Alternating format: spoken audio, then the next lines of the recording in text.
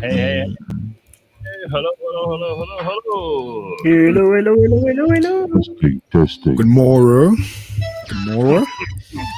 Here we are, we're all here. So it's a Thursday morning, cliffcentral.com, and you are here with me and Phumi and Bakh'abantu, and Simpiwe is in the studio. Homolemo's doing his thing. We've got we have people manning huge operations all across the whole world. All across the globe. All across the globe. The Cliff Central grid internationally. International. There are huge swathes of engineers currently hard at work making sure that we can reach you.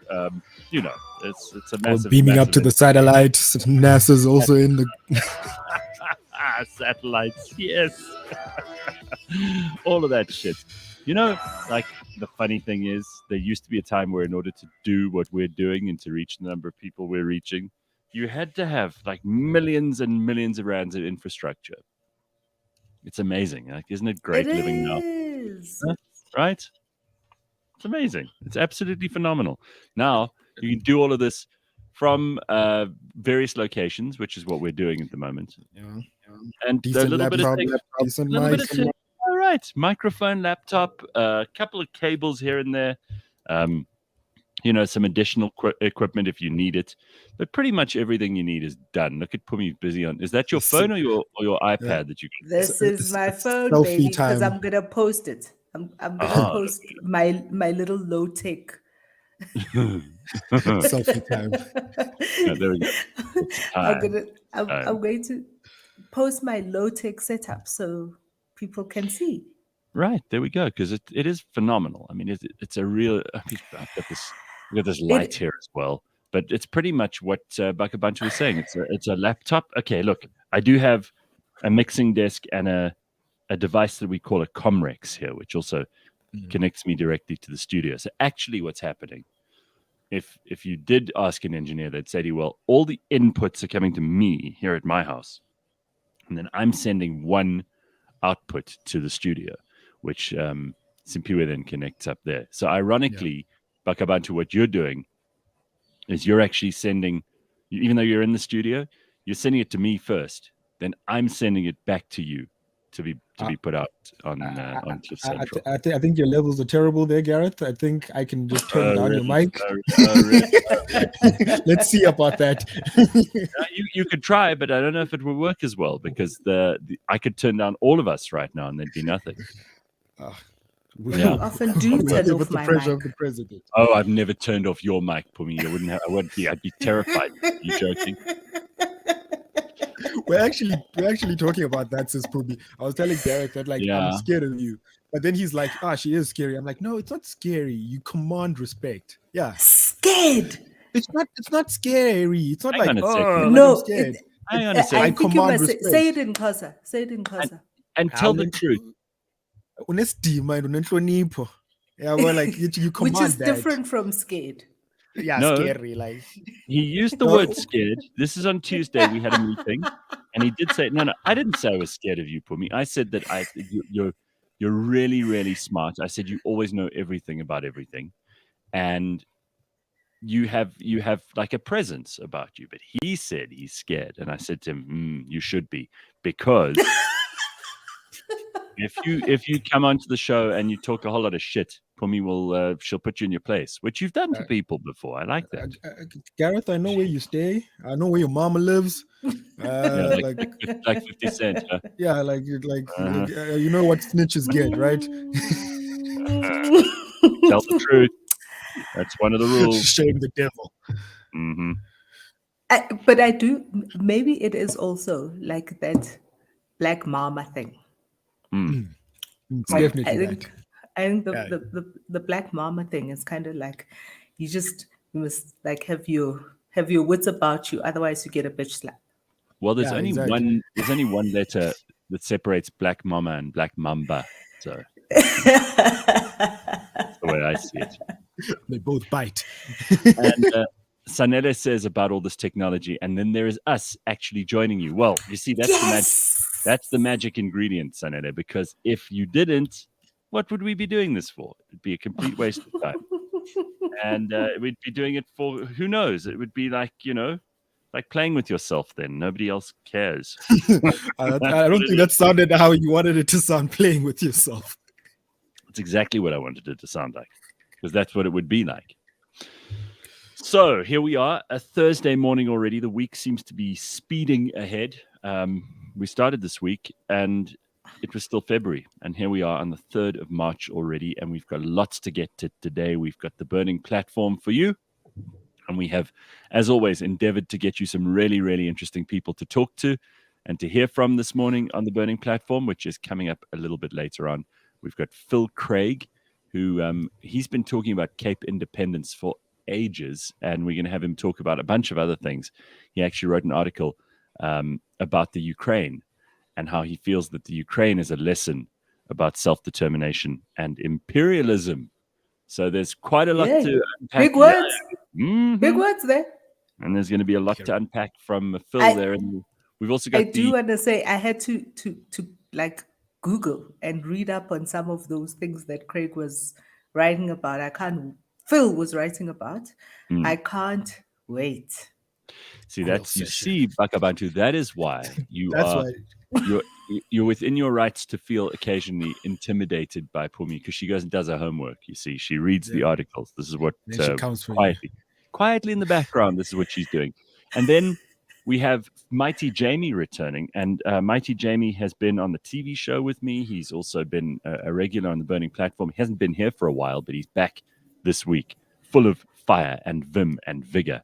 So he wants to talk about the Ukraine and Russia situation, also the UN General Assembly vote, how South Africa has kind of given these mixed signals throughout the conflict, and what's going on with African people being treated badly in the Ukraine. We touched on this briefly with JJ Cornish on Tuesday morning. So there's a lot to unpack in the Burning Platform later on. But Phumi has much more. How dare you have JJ without me? I love JJ. Sorry, Pums. But you as we said, you can always join in Tuesday mornings. There it is. So listen, you have much more mundane and domestic topics to deal with this morning. Phumi has a serious problem that she has brought to us, and we're going to hopefully be able to provide her with solutions, or at very least be compassionate. Change your ways. Change your ways if you are one of these people. So is this something that happened to you, or is it people that you've seen? Because you seem like a responsible citizen who would never walk around without a poop scoop when you're walking your dog. But you're obviously seeing other people whose dog turds are just being strewn all over the place. Which Gareth, is it? It's a Joburg problem. Okay, no. I'm not going to say it's a Joburg problem. I think it's an all-over problem.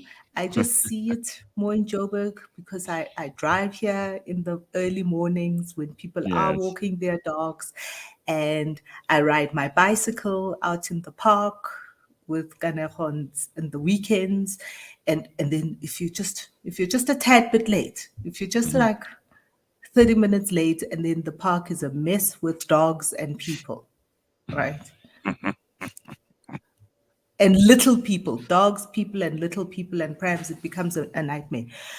But I was thinking, okay, so I've always kind of, you see it and you're just like, guy, you're letting your dog take a poo on someone's lawn and then just walking away. Like, who's supposed to pick it up? Right, in their driveway. Sometimes I've seen dogs actually take a shit right in the driveway of someone's house, and then they just leave it and then just walk away. But why it is a problem, and came back to my mind in a very big way, right? Is you've seen the reports about typhoid. Oh yeah, in Gauteng. I've got some right here.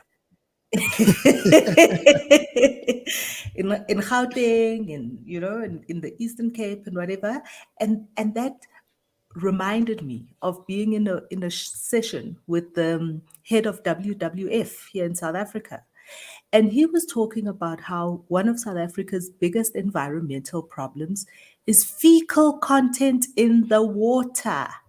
Yeah. I'm afraid it's not dog fecal content, though. Yes. But no, I get that. The worst part about this is it's like, this is people who just shit in the river. Or just not necessarily in the river, because like it rains and then everything washes, and so the like walking around without, like, just pick up your dog's piss. Otherwise, maybe we must get dog licenses for people. Well, I mean, I think if you've got to be able to prove that you can look after. For example, if you and we're going down a dangerous road here, because who's going to issue these licenses? The government. We know how good they are at all of this. But here's the problem. And I'm in favor of licenses for everything, including for children. Like, you should be able to prove, you should be able to prove that you have the means to, and I don't mean you have to be rich, but you have to be the kind of person who can at least pay for the kid to get the requisite amount of food. You also should, and the same goes for dogs. The dog thing, out here in the park, you see people with 8 big dogs. Mm-hmm. It's like, what the hell are you doing? Like, where are you keeping all those dogs? And not a poop scoop inside. Not a poop scoop inside. And one tiny little woman who's restraining, or she's busy straining. She's trying her best to like hold 8 of these dogs. Now, what I don't like, and I understand people are busy, and I understand everybody's got some excuse for something, right? But when you drive through some of these neighborhoods, and Bulelo used to talk about this all the time, he used to bump into the domestic worker of someone who has to take the dog for a walk. Now, if you are not feeding your animal and you are not walking your animal yourself, you shouldn't really have the animal. I know this is going to upset a lot of people, but you can't employ someone else to walk the animal for you because you're so important and you're so busy. Rather, don't have the animal. How much attention are you actually giving the thing? And then it may as well belong to your domestic workers. So let them decide if they want an animal or not. I actually have a friend who made a documentary called Inja Yomlung, as in the white person's dog. Inja. And it was like vignettes of all the various kind of maids walking with the dog, or the gardener walking with like dogs. And it's like, so I don't like that. It's your dog. It's your dog, your best friend. And the same goes for people who deputize the raising of children. Now, again, I know I'm going to get huge amounts of heat from people, but if you're going to have a kid, you need to be the one who's able to look after the kid. And sure, you can have someone babysit the child when you have to go to work and all that kind of thing. But if you've got like a domestic worker who is literally looking after the kid from morning till night, and I know some of these people who work, these domestic workers who have hours that are just unbelievable. They don't get to spend that much time around their own kids. And then the madam thinks it's okay because she's getting paid. You know what I mean? Not on. Gareth. Not on. I know we're scratching at some really sensitive spots here for people. You have just reminded me of a story from my grandmother. So my grandmother used to be a domestic worker out here in Westcliff, near the Zoo Lake. For people who don't know Joburg very well, it's near the Zoo Lake, lots of big posh houses. And she used to tell the story of they had a little, like a small dog, one of those small kind of quite irritating dogs, and I think it was new. And she was like, this dog used to follow her everywhere, and she just hated this dog that used to follow and yap behind her. And she was, one day she was going for a walk to go to the park, and somebody forgot to close the gate, and the dog followed her. So she was just like walking, and this dog is walking behind her, and she's like, oh, this dog. And it followed her. And she went to the park, and she sat at the park, and the dog just roamed around. And while the dog was roaming around and out of sight from her, she just left the dog and lost it in the park. And she was just like, people must look after their dogs. I'm not here to look after the dog. Walked around and left it in the park. Now, the key word there is helper. It's helper. It's just like with kids. You have a helper to help you raise your kids, to help you raise your dog, not to take care of your dog because you're too busy too. That's right. And also, by the way, there's a different job for that, because if you want her or him to clean the house and do the garden and everything else and look after your kid, that's a lot of different job descriptions. You rather have, if you're so important and you're so busy that you need someone to be deputized to look after your kid and clean your house and do the shopping and all that stuff, and you hire different people for those different jobs, because we need employment in this country. And if you're so rich and powerful and important and your time is so valuable, then hire 3 people. But people also don't pay.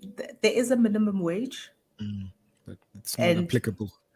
No, So and that I don't think a lot What of is the people minimum can wage really again? afford that minimum wage. I What is think the it's minimum something. wage? I'm gonna look for you now, but it's definitely not the 2,000 rand people are paying their mates to like be available at their beck and call for. 24 And hours. and that should be like that's the minimum wage for 9 to 5, right? That's not Yeah, for beyond those hours. So okay, here's another thing. You want to scratch some more because okay, Overtime. we're not afraid. We're not afraid on this show, right? So let's go there. How about this problem? Is that a lot of the people who are mistreating their maids, it's not like the old school story that you see, and they're not paying them well, and they're saying to them, you have to be here at 6 in the morning, and you only get to leave at like 7 at night, and 23 rand 19 cents an hour. an hour. Okay, there we go. A lot of the people who are not paying that are not just necessarily these rich white people in the suburbs. Huh? Let's be honest about this. There are a lot of black and Indian madams and bosses who are saying, you know what? I'm just giving you this as like a favor. And they're employing someone who lives down the road or someone who lives in the township when they moved into the suburbs. Let's go there because we know there's a complicated society, and there are lots of people. I mean, the lady who works for my sister and her boyfriend, she goes in 2 days a week for them, and she arrived one day in tears because one of the other women that she works for, who was not like you wouldn't think that this was someone who would be as mean as this. She was in tears because this woman was so horrible to her. She's like, why didn't you do this? Why didn't you? Shouting at her, telling her she's got to do that, making her work extra hours. So she kept missing the taxi back home and all that kind of thing. And she's got like real world responsibilities, and she's had a tough life too, according to my sister's boyfriend. She has to put up with this shit. And she arrived there in tears, and they were like, what happened? She told her, she told my sister the story. And it's just, you hear about this stuff and you think, I don't know how, because we have employment issues, in the formal job market, like where if you mistreat someone who's in your employment, there are certain things that kick into play here. A lot of these domestic workers don't even know about that stuff and are too afraid and intimidated to use it if it comes up. That is not a law problem. It's not that the legislation is bad or that the job market is necessarily, but that's an employer-employee relationship problem. And there's only one way to sort that out. And that is for either the employee and the employer to sit down and talk to each other like people, or to start getting a little bit punchy, and you get the CCMA involved and lots of that stuff. And a lot of people Like get the labor very department does that to a certain degree. There's like a they do. standard They domestic try. contract that, but like not a lot of people know about it. No. So also because there is a lot of kind of paperwork as well, because you're supposed to register themselves and register yourself as an employer and pay UIF for them. But if you have a maid that Mhm. works at your house 8 hours a day for 5 days, so excluding weekends, Right. for a month, you should be Right. paying them 3,710 rand at least. Mhm. Like And bare weekends minimum. are, yeah, that's the bare minimum. And weekends are Weekends, double time. Yeah, double time. weekends have to be double time, right? So you have to pay overtime for weekends. And the reason being that people are supposed to work for what, 40 hours a week? Yeah. See, Well, it's like, that being the case, then I wonder how many people are sitting there going, "Yeah, then I'm paying a fair fee." I'm relieved because I thought, "Oh, what if I'm not paying the right amount?" But I'm paying more than that, way more than that, for my domestic worker, and they don't have nearly the hard job that a lot of people. I mean, you know what a oh neat my three God, has, they have. right? You know how I do most of my cleaning myself, and my kitchen gets used maybe maybe twice a week instead of 3 times a day, like most people's kitchens. So, It really is. And you see the stories, right? You see the stories of people like saying on Twitter of people, how badly people have been treated, or how you mhm, meet some people and yeah, ooh, people out here paying slave wages well, and hanging out with expecting like no and expecting a person to work like a slave too. right, hanging It's out an with off Jay says the in a Karen voice, "I pay my helper 50 rand an hour." More power to you. Boom. Yeah. Like, I'm a better person. Onhopotse says a lot of them are illegal from Zim or Lesotho, so the law is not an option. That is a good point because they don't know who to complain to if they come from, Mozambique or something. Yeah, they're afraid. And a lot of people take advantage of that. Yeah. Definitely. It's tough, man. It's not an easy... Okay. So here's 2 corrections. So on weekends, apparently on Saturday, it's time and a half. And on Sunday, it's double time. Oh, that's from Carl. Very good. Very good. And it's 45 hours a week. Mm-hmm. And everything after 45 hours a week is overtime. There we go. Well, I mean, that's interesting to know. And this all started because Phumi was complaining about dog shit. Can you believe it? We went down this road because of dog turds. Yeah. You see what a problem dog turds are. Do you see what a problem they are? If I was underpaid, I'd also leave dog turds everywhere. If I was walking at some random stranger's dog. Yeah, but the point Pumi's making is it's not even necessarily like I just brought up the maid thing, so she wasn't talking about that necessarily.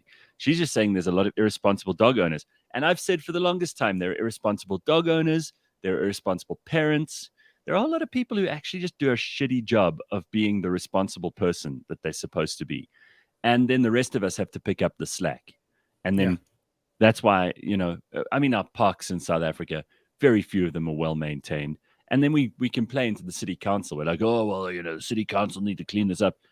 But there are people who live in that neighborhood who use that park who rightly, as Phumi points out, are not even picking up the dog shit that their dogs leave behind. So don't complain.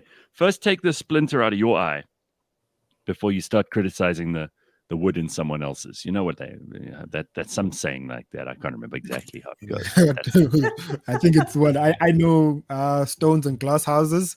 Yeah, that's the one. That's also a good one. Perfect. That'll work. Anyway, Corona's Boring says, Cliff Central, I've seen the CCMA operate. They're as corrupt as any organ of state. I've showed the Labour Department my ex-boss logging out all staff an hour early every day. Wow. Hectic. DK says, friend's daughter works at daycare, works 7 to 5, no overtime, hardly has lunchtime. Business owner deducts on the salary if the kids break items in the center, etc. You see, we've got... And unfortunately now, those people who do that are the ones who give ammo to government, who then pile on to employers. And I don't think every employer in South Africa is trying to nail their staff and be as unfair as possible. But the ones who do make it really difficult for the rest of us. Right, Phumi? I mean, you're an employer. I mean, you try to treat people well, but you will occasionally run into HR issues. I know you and Rena are like the bosses of HR. You two handle everything beautifully, and you talk to people and you make sure it's all right, and you check. I learned it all from Rena. Well, listen, the two of you are miracle workers. If I was in charge of HR, I'd have everybody pit with pitchforks and flaming torches outside my house every day.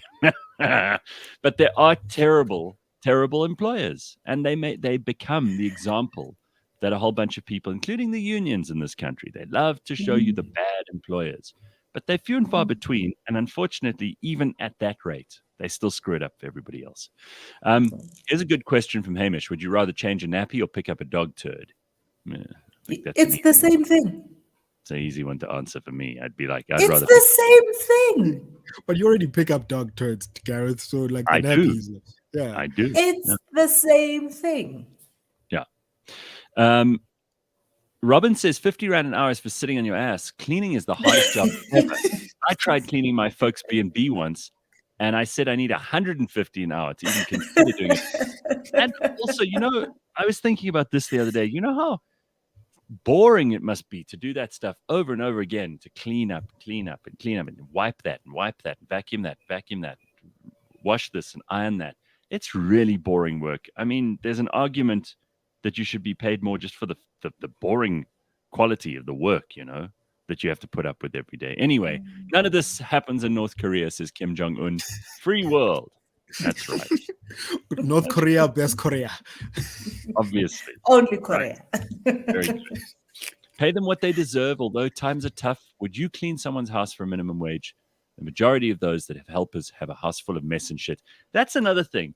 It's like if you live like a pig, and this drives me up the wall because I feel like I'm in a position to be able to criticize other people. I don't live like a pig. I don't leave my clothes on the floor when I get into bed at night. I don't leave my, if you've used the toilet and you couldn't even be bothered to clean it yourself, you've used it, and you expect someone else to do that, then you're a disgrace. And no domestic worker in the world is going to help you be clean. You're just a filthy, dirty slob. And I agree with Cheryl. Like, get up off your ass and start cleaning up your own stuff. Then get someone in to help you with the stuff that you don't have time for, the dusting and the vacuuming and that kind of thing is fine. But if you want someone to clean your own lavatory after you've used it, please. That's disgusting. You wouldn't do that for anyone else, would you? Really? Yeah. Anyway, I know that there are going to be lots of people upset about this, so we're just going to go ahead and talk about it anyway. Gogozo agrees. Cleaning is so much work. Absolutely. Yeah. And this is great. Kapamba says, it's accountability. Instead of saying, my house is always messy, rather say, I am a messy person. See how that changes your habits. Well, that's it, right? And I mean, I'm a messy person. Obviously, if you can employ, listen, part of the reason that people want money is so that they can employ other people to do things they don't want to do anymore. That's one of the reasons we try to make money. It's a major, major reason. So that if, for example, you can have a personal assistant to go and get your mail from the post office, which no one likes doing, or if you can have a personal assistant who will, let me think about things like maybe take your car in for a service, or I mean, I don't have any of those kind of people working for me, but if I had a lot of money, I would employ someone to just do that every day, to stock up my kitchen. No, seriously. I mean, yes. Right, Pum? I mean, these days you can hire. I mean, you don't even have to hire somebody, but you can use those grocery delivery services. But I want someone to just like put it in the fridge and put it like fresh milk on a Monday morning. Like you never run out of milk. Yeah, I just never want to worry about that. Or light bulbs. If I don't want to have to go to the shop for a light bulb. Is the big one. I want like 10 of each light bulb. Listen, I do that now. Yeah, 10 of each light bulb. I've heard you hoard light bulbs. But you can employ someone to do that. That would take a whole lot of useless time out of my day. And then I'd have time to do the things that I need to do. But at the same time, if you can't even keep your own world organized, there's no amount of money or other people who are going to help you do that. Then you're just a mess. You're just a mess. Oh, guys. Robin Badger, though. I'm sorry. That's racist, Robin. You're not allowed to say that. What? You must see how white people leave a flat on Monday morning. Yeah, but Robin, listen. I think there's a lot of people. She's right. She's probably right. A lot of people, not just white people. There's a lot of people out there very messy on a Monday. Robin's trying to be cool. When white people criticize white people, they're just trying to make black people think they're cool. White guilt. No, really, I'm not saying that's what Robin's doing. But you know those white people who, whenever there are black people in the room, they're like, white people. And I'm like, oh. Who are you trying to impress? I must say, when I used to have... Yeah? When I used to have somebody come clean my house, first when Kanejo was very small, I used to have somebody that lived with us and left on Fridays and came back on Sunday nights. Mm-hmm. And on Sunday afternoon, that would be my thing, right? Just make sure that everything is like, she can't come back and like find everything all over the place. And that's shame. You you pre-clean before they clean. my only guilt. My only guilt thing is when I've had people here for a party, and there've been 10 people here, and then the place. Look, outside it looks like a mess because it's usually outside in the summer. It's not. I don't do these things too often inside, but then there is usually a mess. That's the only time that I know there's a lot of cleaning to be done. But other than that, Monday to Friday, and most weekends, it's clean. Immaculate. That's how that's why I bought a dishwasher. It's not grubby. I bought a dishwasher because I had like a Friday night. I had some friends over for like I don't remember. I think it might have been a birthday or something, but it was like an impromptu thing. There was about 6 people. And I woke up with a hangover on Saturday morning and there were dishes everywhere. And I was just like, and the lady was coming to clean because then I lived in a smaller flat and she only came once a week. The dishes were everywhere and I was so embarrassed. I just went out and bought a dishwasher. And just put too hung. Well, no, I was too hungover to wash the dishes myself, right? And there were just too many dishes, and I was just not gonna let her like arrive and find. I like this. I like this metaphor from Luzanne. Luzanne says it's like landscaping before a wax. We have. I agree. And also, you know, like whenever I go to the dentist, I take because I used to go from the office to the dentist right across the road. And I would take a toothbrush and toothpaste to the office, and then I'd brush my teeth just before I went to the dentist.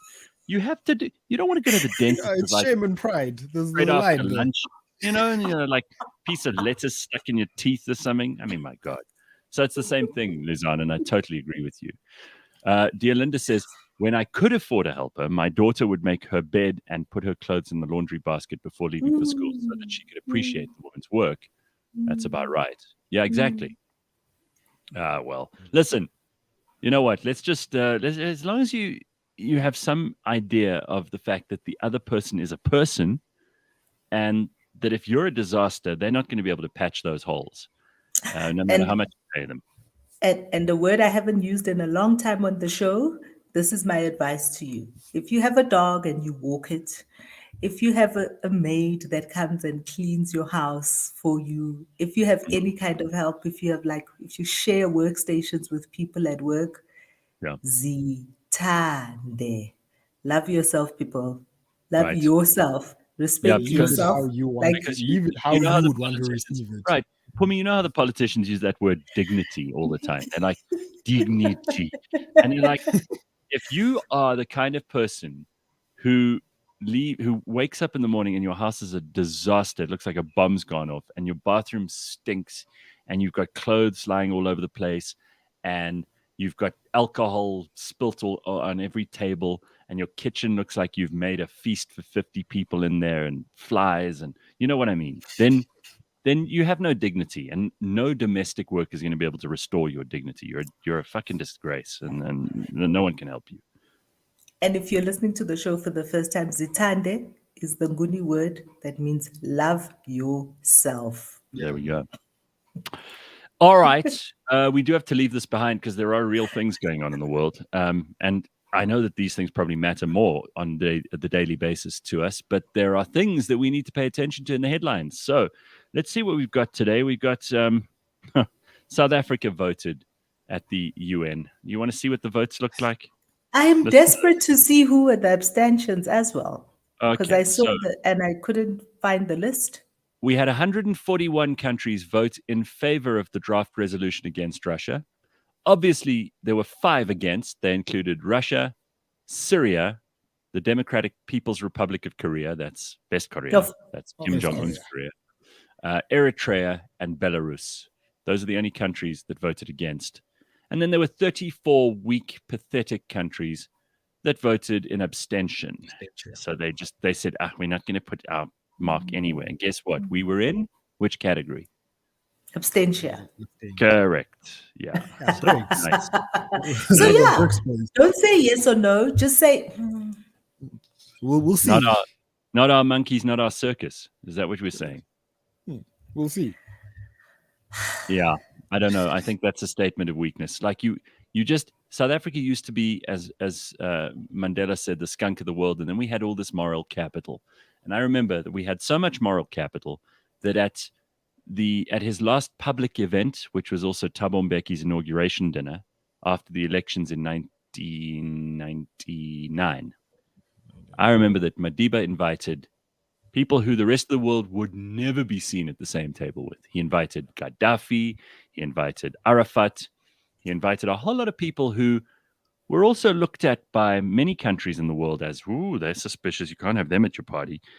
And he could do that because he was Nelson Mandela. And we could do that because we were South Africa. We had moral capital to spend. But what we also had... When we spoke, the rest of the world would listen because we'd come out of our situation without a revolution and with without a everybody civil trying to war. put it right. We tried to build a nation here. And what Now, Thabo Mbeki also had following Nelson Mandela was he did use that kind of moral capital yes, that we had, and was very instrumental in brokering peace in some regions in Africa on the absolutely. continent. And we were able to reach out and be world citizens more than just I right know, now we're so yeah, parochial. Everything is I about know people. I know us. people mock the AU now, but when they started it was good intentions, and the only reason that we could start that with Obasanjo and Mbeki was because we had like standing in the world, you Mm, know, mm. and we had Respect. we had some respect from people. No, you abstain on something that's as obviously awful as what's going on there. And believe me, there is a lot of propaganda on all sides. You know, all that stuff we were talking about the other day with Vladimir Zelensky and him in the uniform out in the streets with the troops and those guys on Snake Island who said "Go fuck yourselves" to the Russian Navy, and that story about the ghost of Kiev. Turns out a lot of that is just bullshit propaganda that looks like it was made by Hollywood or Well, he's a media man, right? He's a sure, media man. sure, but He knows how to use that media. right. And there are two sides to every story, and I do understand that there's room for us to be listening, but on something that is there's a clear aggressor here. Forget about the propaganda and everything else. Russia's the aggressor here. I think everybody agrees that. That's not a controversial thing to say. And whether or not Russia is within its rights to be aggressive or not is a different story. But in this case, there's a draft resolution. The UN is pretty much a useless organ anyway. And we'll talk to Mighty Jamie about this in the Burning Platform. We may as well take a moral stand. It's not going to cost us, or will it? And if it does cost us, we need to know why it's going to cost us. That's the part Gareth, they always leave out. have you seen people taking a moral stand against the Russia-Ukraine war? Like these Hollywood folk. Oh Like, my God. Tell us about it. Tell me. What you see.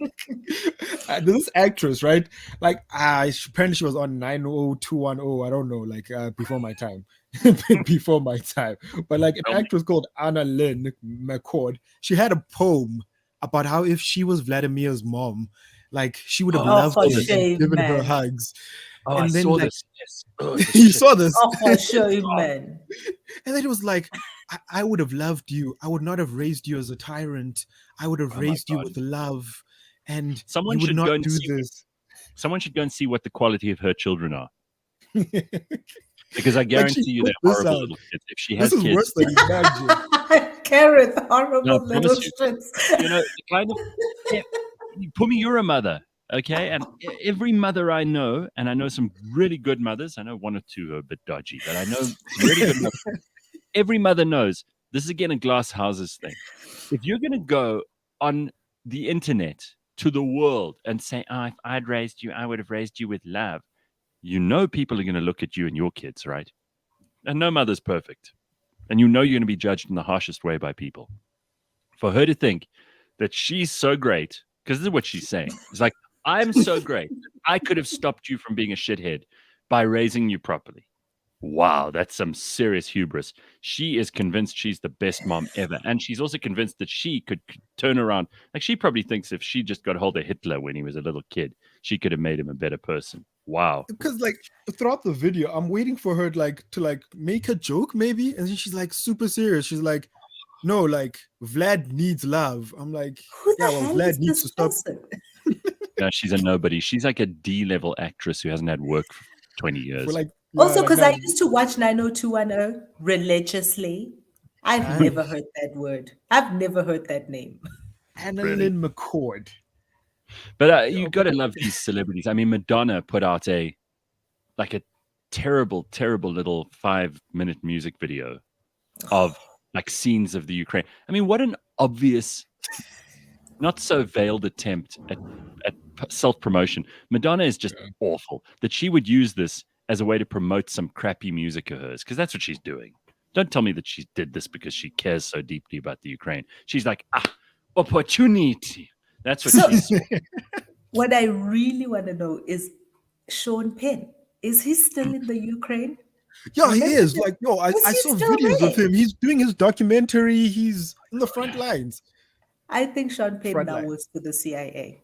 Just FYI. But like he's in Kiev. Like he's there. Like I saw pictures of him. Glenda says, Phumi, for your edification, her character was Naomi Clark in 90210. Do you remember her? What? I don't remember Naomi Clark. I really don't remember her at all. Maybe I should try and find you a picture. But Bakh'abantu, she's not the only one, and Madonna's not the only one. There are others as well, right? Yeah, like shameless promotion. Like John Cena has a new show, right, on HBO Max. It's Peacemaker. So he's like, if I was in the Ukraine, peace would be restored. I'm like, that's not. You can't promote your show using an actual war, buddy. but for me, it was who's this lady from The View? Hey guys, I'm too young. I'm Joy Behar. Joy Behar. And, like, okay, I'm gonna try to read this because I don't want to get it wrong. She's like, she's I'm scared so of what's. She's like, I'm scared of what's going on in Western Europe too. You know, you plan a trip, you want to go there, you want to go to Italy for 4 years now, and I haven't been able to make it because of the pandemic, and now this. So she's worried about her holiday in Italy. That's what she's canceled, Gareth. Oh, nice. That's the most important thing.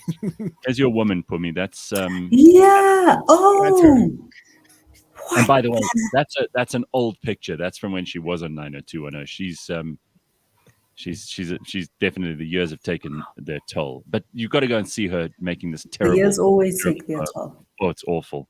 Like, you should see. It's still on Twitter. I'm like, why don't you delete that? Like, everyone's criticizing it. It's like, but like, she's like, no. She stands by her art. Ugh. Joy Behar. Joy Behar is the kind of person who, if she would be at Tasha's on a Thursday morning straight after the show, and I'd go there for a meeting, needing a mimosa next door. Yeah, and she'd be needing a mimosa, but she'd also be loud and like sitting there with her yet friends, just yakking it up and like shouting at the waiter if their water was too warm or something. You know, that kind of person. That's how she is. Room temperature water. Joy Behar said the other day, she goes, because she's got that kind of voice. She goes, I don't know if I could ever go out in public again without the mask. I have to have the mask. And I'm like, you can wear the mask. You'd do us all a favor if you wear the mask forever. Stupid woman. God, she's awful. Anyway, we do have to look at some other headlines, believe it or not. I mean, we've been on this Russia-Ukraine thing, and we've got to save some of our ammo for later on. There's plastic pollution is a major problem in the world. We all agree, right? We know the oceans are full of it and everything else.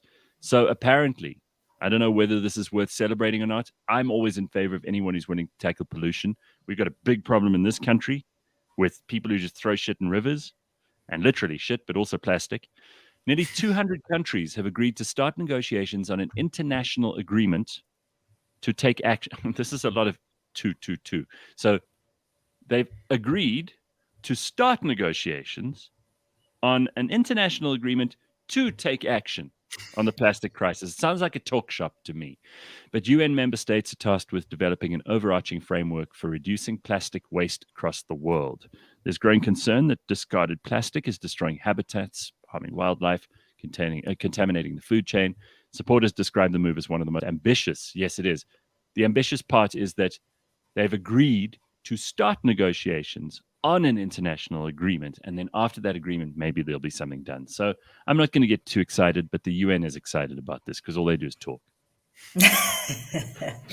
I think South Africa's contribution to that would be like, what, more paper straws? I hate paper straws, but like, yeah, let's contribute by having more paper straws. I bought a drink at the garage the other day and got a plastic straw.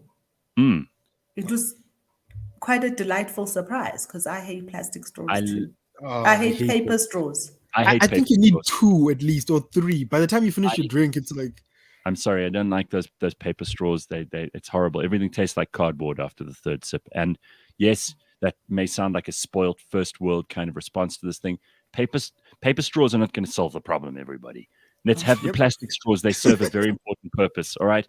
And I know people have sent me this. I've got a straw here somewhere that someone gave me. It's like a metal one. A metal one. I have one of those. It telescopes, but I never use the thing. Also, because you don't have it when you need it. It's in the drawer. It's in the drawer with the cutlery. But I need it in my car when I'm driving on a hot day. Plastic straws are not the problem. You know what? There are more masks at the moment that have been thrown away that are floating around. The number of times I've seen masks, agree. That's a big problem. So let's sort that out before we worry about straws. These environmentalists, they always go for the lowest hanging fruit. And I know they're trying to do their best, but oh my God. Here, speaking of people trying to do their best, Cyril Ramaphosa, that's the president of South Africa, says dysfunctional municipalities. In case you forgot.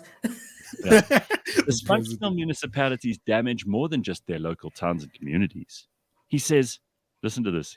I'm going to try and do this with a straight face. Cyril goes, things don't have to be this way. We don't have to be at the bottom of the league when it comes to governing and running our municipalities.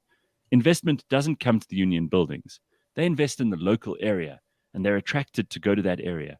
When there is stability in the governance of the town, they'll come running, he said.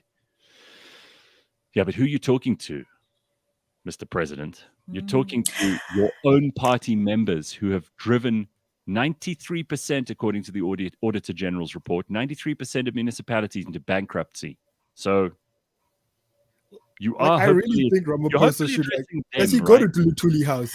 Because he should go and preach at Lutuli House. Because we get this. Gareth, we live with bad municipalities. Right. Yeah, does he go to the Lutuli House? Like, okay, try going to Lutuli House and not finding trash outside. Yeah, start there. At Lutuli House, there's no one there. But Gareth, I'm astounded. You know how to imitate almost everybody. I've heard you imitate the way people speak, and you do it very well. Yeah, I can't do Cyril. I just realized that you can't do Cyril, and it's probably because we haven't heard enough of Cyril talking. Also, we don't hear we don't hear him enough. He's not, but he's absent. No, but you know what, Pums? You have to have quite a lot of character in your voice. Like, I did the Joy Behar just now, and obviously there was a mean, nasty impression, but you can kind of hear her in your head. Like when I close my eyes and I think of Cyril's voice, it's too bland. It's too bland. Yeah, that's the word. It's bland. I can't really, like, even, like Thabo Mbeki had like this, and so on and so forth and stuff like that. He was kind of like a bit boring sounding, but he still had character in his voice. And Madiba, obviously, lots of people can do. And Jacob Zuma used to do all the time because he has lots of character in his voice. But Cyril's, it's just a bit baseline, So you've maybe hit on something. Maybe that's robotic. Why. It's press release. Every time I hear him speak, he's not inspiring. He's not exciting. Shame. Even when he's worried, right? We're all just like, okay. Well, since Phumi, that time he almost cried. Did he cry? The time he almost cried. When he had the tears and he was like what was going on? The pandemic is terrible. You guys should really wear your mask. He was there on the nation of the address. Most of us remember him and his iPad. But yes, when he had it stolen. Where is my iPad? I've lost my iPad. In fact, that's the only time I think there was a bit of character because he sounded so lost. Michael says, I refuse to use paper straws when I go to a restaurant or a bar. I take the one drink and just leave. All right. The other headlines are boring. I'm not going to waste your time with them, but I thought it was interesting to remark on. Cyril, I love Kabelo's idea. Yeah. Flavored straws. That you can just chew after use. Yeah, but then if it's going to, because it's going to change the whole character of your drink. But some people don't strawberry daiquiri flavored straw. Sure. Then we'll have to make many different kinds of straw. It's going to get messy. And also, if it gets all sticky on the inside, it's going to get all sticky on the outside. And people need to sit there crunching on their straws. Cabello, make them. And if it's got some legs, then you can be the one who gets them. Guys, there's a solution to this. Plastic straws. Not broken. Don't fix it. Right, exactly. Thank you very much. Yeah. This is not a show where we'll be against plastic straws. We're fully for it. We're the one point we stand on: plastic straws. That's exactly right. Okay, so those are the things you need to know. We have Mark Banks. And now, I don't know whether he's going to be able to join us or not. I'm not sure Mark Banks has ever used the internet in his life. We used to get him into the studio. He's the comedian. Don't say that. No, I know the guy, and he's fantastic. I mean, he's a genius, but he's not a genius when it comes to technology. And if I ever had him in the studio, and we did a couple of times, he's sometimes serious Mark Banks with a wink in his eye, and then he sits there and answers questions, and we talk very seriously about his life. Or he's just this nutcase who's just constantly like moving the goalpost. So as soon as you talk to him about this, he's like, "Oh, but what about that?" And then he comments on stuff in the studio. He's very easily distracted. He's like a kid with ADHD. And I don't know whether he can use technology or not, but I'm going to tell you anyway that he's doing a show called Mask About Face. You know, he's a comedian, so he can stand up and make people laugh for hours and hours and hours. But obviously during the pandemic, he's been gathering up material like a madman. And he has a new show on at the Theatre on the Square in Sandton. And if he manages to join us this morning, he'll tell us more about it. But you need to know about this, and you can find out more about it. It starts on the. It started now. It's already. It's on at the Theatre of the Square now. But you can go there before the 13th of March, and you will see Mark Banks live. So I'm just telling you in advance because I like Mark, and I think he's been missing. He's been missing from the public discussion. We want to have him back. Also, we can do things like that now. Go to the theater, be outside. Let's do it. I think comedians haven't, I don't think I know. Comedians, probably of all artists, performing artists of all kinds, comedians, musicians, band members, all of those people have been really hit hard by the fact that for almost 2 years, we just had a shutdown of any kind of way that they could make their living. Absolutely. We had Dave Levinson on Monday, who used to do a show on Cliff Central, and he was saying like he hit the skids really badly, and he was like dealing with calls from like debt collectors and things because he had the most terrible 2 years, and he's coming out of it now. But we had him on with Dr. Hanan, and he was very honest about the fact that, you know, he was just not answering calls for a while because they were just people who were looking for money that he didn't have to pay them.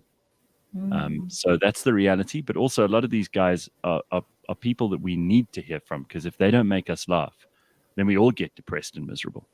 And I don't want to sound like a patronizing person who's like, support your local comedian, but I miss some of these people. I miss some of their comedy. I miss some of the stand-up. And I hope that we'll be back in the full swing of things soon. We need to get out there. And I love watching live stand-up comedy. It's one of the things that I'll always say yes to. It's good shit. I also saw last week, I mean, there's lots of things happening. Which is exciting for me because, you know, again, our world can kind of open up and we can go to people, make more memories instead of just being on the couch with Netflix. So I'm very excited. And I see a lot of comedians also creating their own experiences, you know, in our country, comedians weren't always such a big thing. You know, there were a couple here and there, but now you have like big, and unfortunately the comedy club that was in Monte Casino shut down. But you know, groups of comedians are coming together, and you can go to have an evening where you have dinner and a laugh. Yeah. Do it, guys. Do it. There we go. But just Phumi, we're still under a state of disaster. We're still under we're still what, day 700 and something of a lockdown. Guys, you must wear your masks. Yeah, I still get those COVID notifications. We are in a state of disaster because we have a disastrous government. They don't have to we are in a state of disaster because we as South Africans we've let ourselves go. We've let ourselves go. We've let ourselves go, and we haven't kept the eye on the ball, and we're not doing enough to hold people accountable, vote them out of power. You know. Yeah, you once mentioned something, KPIs. Can politicians have be counted. KPAs or KPIs? Key performance indicators. Yeah. Can they have that? Like, oh please, what are you talking about?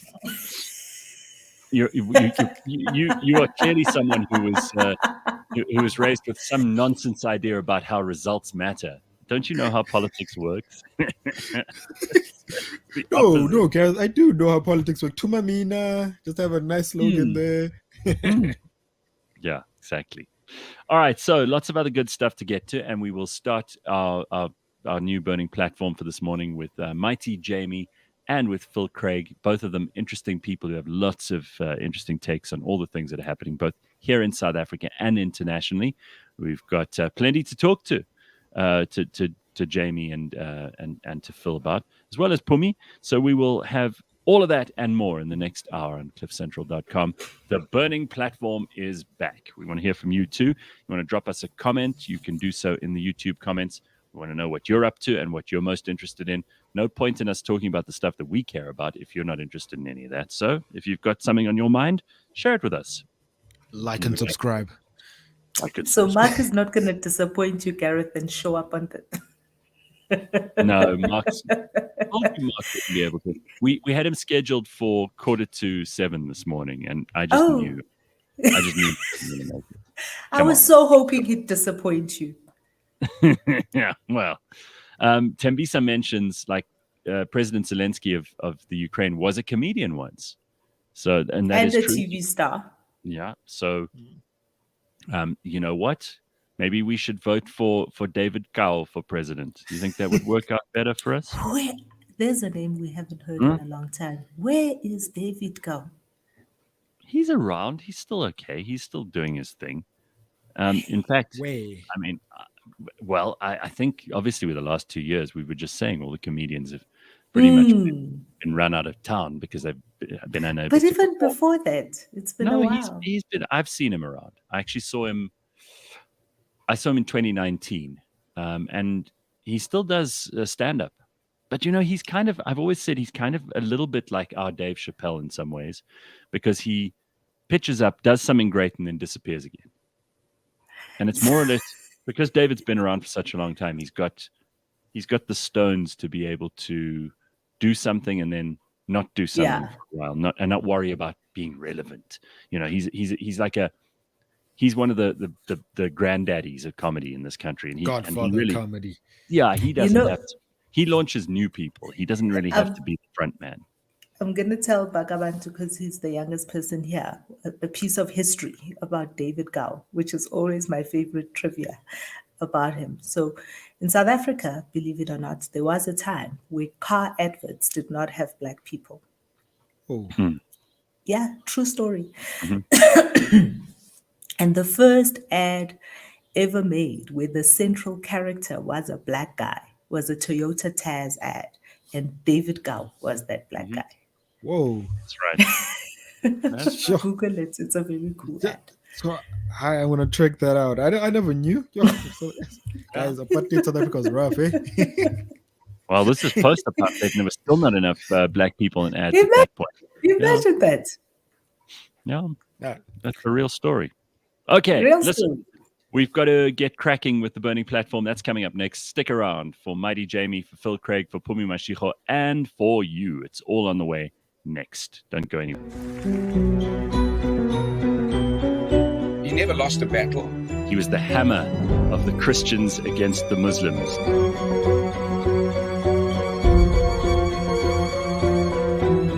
He needed to fund these battles. There was a good relationship between Charles and the church. He was very supportive. In those days, the church was very powerful, so you can only imagine how powerful Charles Martel was.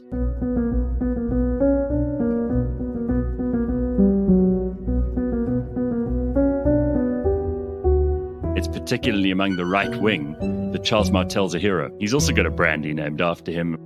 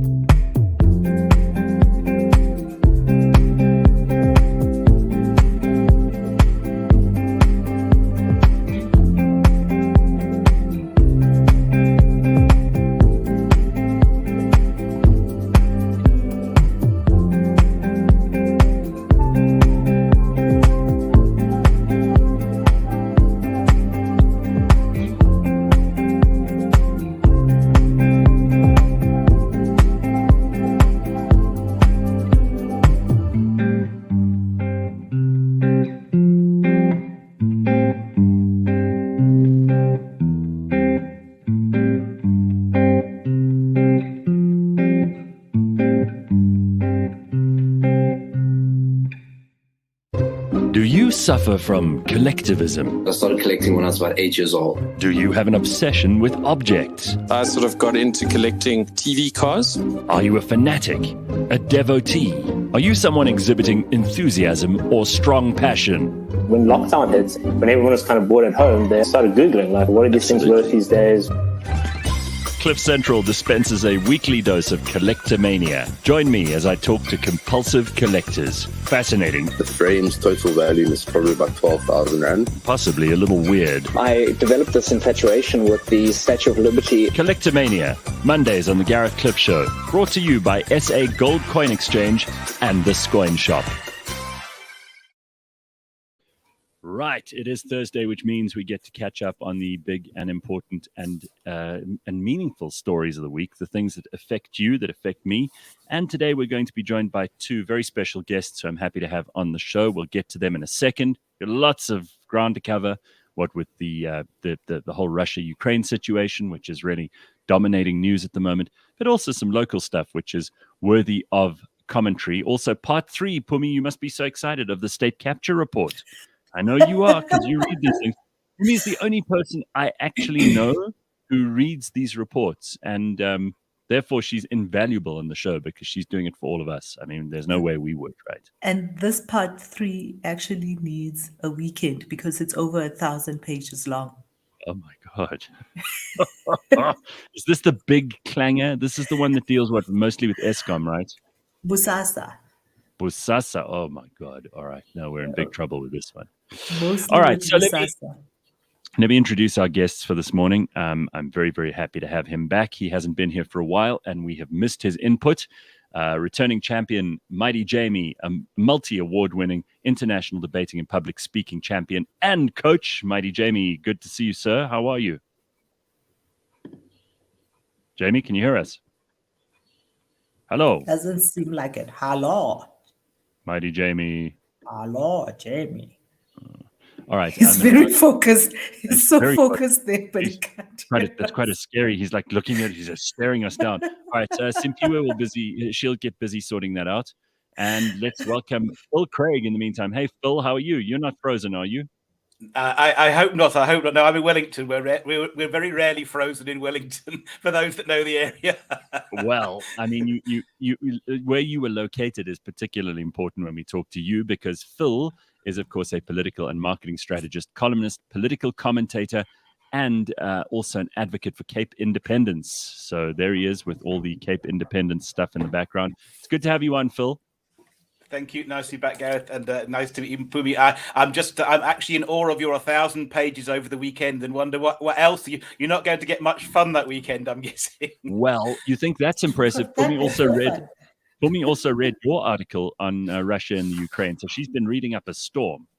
Good. All right, let's see if we can get... Hey, Jamie, can you hear us? Mighti Jamie, can you hear us? Oh. Hello, Jamie. Now he's typing. I think he's typing a chat to tell us he can't hear us. Okay, yes. Let me just see. You can't hear for some reason. He'll join us. All right, Pums, let's get Simpiwe on that one. And in the meantime, let's start off with what Phil wrote about lessons from Ukraine. This is your article. Wait, before we start off with what Phil wrote, Phil, that's a very interesting accent you have there. Is that a Cape independent Cape accent? No, it's not. It's become an independent Cape accent, but no. I was born in the UK and I came to South Africa in my mid-30s and settled here. So no, I'm British by birth. Oh, there we go. Understood.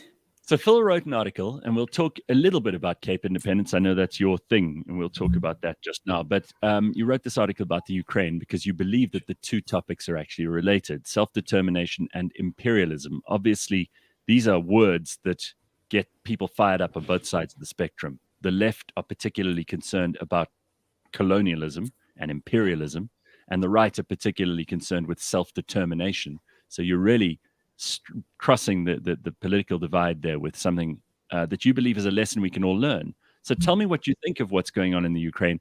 And when Jamie's on, I want to talk about South Africa abstaining from the vote, the very significant vote that was made at the UN this week. But before we get into any of that, sketch for us the background for this article. Sure, thank you. Yeah, look, so I think it was just really that point of interest. So for us, as you say, in terms of Cape independence, self-determination is something that's important to us, and we don't always use those words. Increasingly, we're starting to talk about self-determination, but sometimes, although self-determination in an international context is a recognized and recorded human right, then sometimes in the sort of South African context, it can be misunderstood.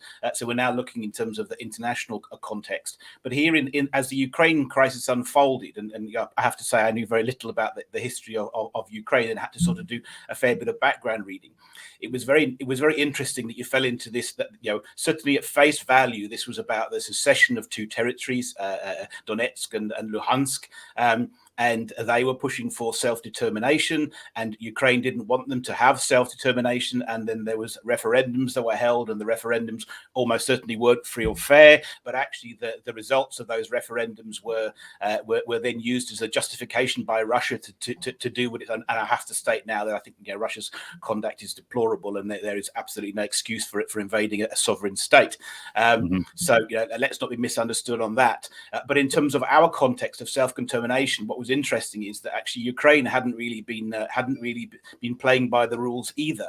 And one of the interesting things in terms of the Ukraine is they've got a constitution that effectively prohibits self-determination. So in the Ukrainian constitution, the referendums can only be called by the national government, and referendums, everybody in the Ukraine is allowed to vote. So if you have a region of the Ukraine that wants to have some degree of autonomy, it needs the permission of the rest of the country, which of course removes the word self from self-determination. And all of a sudden you have parts of the Ukraine that have been denied self-determination.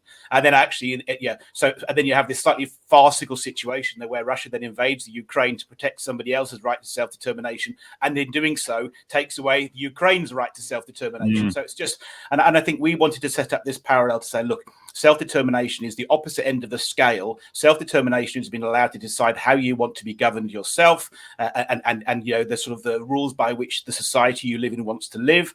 And imperialism is deciding for somebody else what rules they must live by, and obviously that is what we're seeing in Ukraine. But in terms of coming back to the context of the Western Cape, there are a lot of parallels there. You've got the Western Cape that wants to live by a different set of rules to the rest of South Africa. The ANC government has exactly the same argument as the Ukraine, which is that Cape independence is a decision for all of the people of the Western Cape and not just a decision. So they also want to deny the Western Cape self-determination. And actually, we must also understand in this context that Cape independence is the extreme end of this. And in terms of self-determination, we're not really going to focus on today. I wouldn't really want to focus on independence per se. That would be our end goal. But there are much more practical things, and I think there are probably two that are worthy of note. First of all, we have this terrible crime problem in the UK. We've just said the UK, it's a terrible crime problem in the Western Cape. We've just lost another commissioner of police, the sixth in a row for some form of impropriety. Crime in the Western Cape is completely out of control. We've got a dysfunctional police force. So the Western Cape government is desperately trying to get control of the police. The Western Cape government, the DA, want to take control of the police in the Western Cape and manage policingly differently. And the South African government is refusing to allow the Western Cape self-determination. It's refusing to allow the Western Cape to take control of the police force and manage itself, even though that's what the people in the Western Cape want. And another example is race-based policy. The Western Cape does not want race-based policy. They want non-racialism, as in the South African Constitution. Non-racialism is a founding provision of the South African Constitution. The Western Cape wants non-racialism, but the national government is forcing racialism onto the Western Cape against its will. And these are and Cape independence is the extreme solution to that. But just devolution of power, autonomy, federalism, which is the dominant political philosophy of the Western Cape. At more than 60% of the political parties were holding 60% of the power in the Western. Yeah. Phil, sorry, Phil, you're speaking at 100 words a minute. Sorry. And okay. So many. No, that's okay. It's okay if that's how you speak. But there's so many thoughts that you've just rushed through for all of us, and I have so many questions. And I'm just like, Making a mental note. Just before we even go into, because I do want to mine this a little bit more, and there is a lot to get into. I just want to bring Mighti Jamie on, because I know he was having trouble hearing us in the first two occasions, but he's here now. Mighti Jamie, nice to see you, and great to have you back, man. And an award-winning and multi-award-winning international debating and public speaking champion and coach, and a return champion to the Burning Platform. Jamie, it's good to have you on, and we kind of went straight into Phil because I was waiting for you to join. Can we, before we go into the similarities between what you say is the Western Cape situation and maybe what you see in the Ukraine, let's just talk about the Ukraine and Russia for a little bit. And Jamie, I know you've got some strong opinions on this. Do you want to throw that into the ring, and then Phumi can come with her questions afterwards? Well, good morning, everyone, and I wonder if you can hear me just fine. Loud and clear. Can hear you perfectly. Absolutely great. Okay, that's great. That's reassuring. So I think for me, looking at it from an African perspective, I have to start off by pointing out that I was relatively surprised by the discrimination that occurred at the border as people were seeking refuge in Poland. I thought that the behavior of trying to say African migrants, a lot of whom actually have visas that are valid in the Ukraine, are working as professionals, they were being told that we're going to help the Ukrainians first, and then we're going to get to you. And that's a story that began to populate the social media platforms. And sorry, Jay, initially, you say you were surprised? You were I was surprised? concerned. You were not surprised. I was concerned. Okay. I was concerned, and I was actually surprised as well, to be honest, because in the middle of all of this, everyone is talking about freedom. They're talking about democracy. So they're talking about principles, territorial integrity. And one of the principles which we have is one of the principles of equality of human beings, that Black people, white people, East Europeans, West Europeans, all of them enjoy dignity inherently. And because they enjoy dignity inherently, they are equal in the eyes of other human beings. But it seemed that as people were exiting or trying to save their lives, which is what refugees are trying to do, they have a legitimate fear of persecution, a legitimate fear of death, which is why they seek refuge. It's not necessarily about what is your nation state at the time that you're seeking refuge. There's an ongoing invasion. You think that your life is at risk. You want to save your life. And the fact that African migrants were being told, go to the back of the line, and they were freezing. And I think looking at all of that, it really showed me the weakness of Africa on the global stage. Having said that, though, this to me seems like a contestation of a geopolitical nature and a contestation for the hegemony of global power, because Russia is making a move to reestablish its position as a geopolitical power. I mean, it's been doing that for a while. When they assisted in Syria to prop up the Assad regime, that was a power play, one that pushed Obama out, actually. And now what they're doing, and this is my analysis of it, is that, Putin has had aspirations to reestablish some version of the Russian Empire for a while. And the reason why he chose to do it in 2022 was simply because a lot of the Western leaders are not in positions of strength in their home states. So if you look at Joe Biden, he's facing very low midterm, low approval ratings one, and a blowout in the midterms. So if you're Putin, this is a good time to test the Americans. I mean, I'm glad you brought that up, Jamie, because that's such a valid point. I mean, Putin's been saying he's going to do this for the longest time. And unlike most politicians, he's actually done what he said. I'm not saying that he's an honorable man, but at very least, that puts him in a position. Bluff. Yeah, he's not like everyone else in the Western world who's like, ba, ba, ba, ba, ba, but you never know what to believe, right? And is there anyone in the Western world? We've got Boris bumbling around at number 10 Downing Street. We've got Joe Biden dribbling and eating porridge in his State of the Union speech. We've got Justin Trudeau behaving like more of an autocrat than some would say even Vladimir Putin has inside his own country when it comes to protests he doesn't like or people whose opinions he doesn't approve of. Who in the Western world is strong enough to actually go to Putin and be taken seriously? And have the kind of balls that he had to do, even though it's an awful thing, as you and Phil, I'm sure, are in agreement that he's gone and invaded the Ukraine. It's morally unconscionable what's happened, but at least he's done what he said he was going to do, which we can't say for any of those Western leaders, right? Is there one of them that you would respect if you were Putin? Well, I mean, the first thing I would say is that I think we just have to, be careful of equivocating. So what Trudeau did with the truckers and the bank accounts and the protesters, that was definitely draconian and not in line with liberty. But it's quite far removed from literally invading a country and going to war. So I mean, it just degrees. But I take your point that it wasn't in line with civil liberty. Justin Trudeau, as you say, he's facing all kinds of opposition at home. Biden's doing the same. I think post-COVID, Macron is having a tough time too. There isn't really anyone, and Angela Merkel's exited stage left. So who do we have left? Who do we have left to kind of guard? And who's in charge at NATO? Bunch of old men. Well, the interesting thing is that sometimes it has. The interesting thing is that sometimes when you have a situation such as this, or if you think even about Survivor, a group of weak people can eliminate strong players if they bandy together. So I think Putin was correct to make an analysis that all of these leaders are weak for various reasons. Trudeau, Biden, Boris, all of them will go, and the German chancellor, who's very new in the position and doesn't have the experience and relationships that Angela Merkel would have had. But it does look as if they've come together, to try to definitely have the last kick of the dying horse of Western powers, so to speak. So they have been as effective as they can be in terms of trying to push back without engaging in a military confrontation. And part of that, and Putin has been thinking about this for a very long time, which is why he chose Ukraine as one of his strategic points of attack, is that NATO cannot necessarily have legitimate grounds to get involved in the fights because Ukraine is not a member state. And at the same time, you always have to be worried about the risk of escalation to a nuclear level.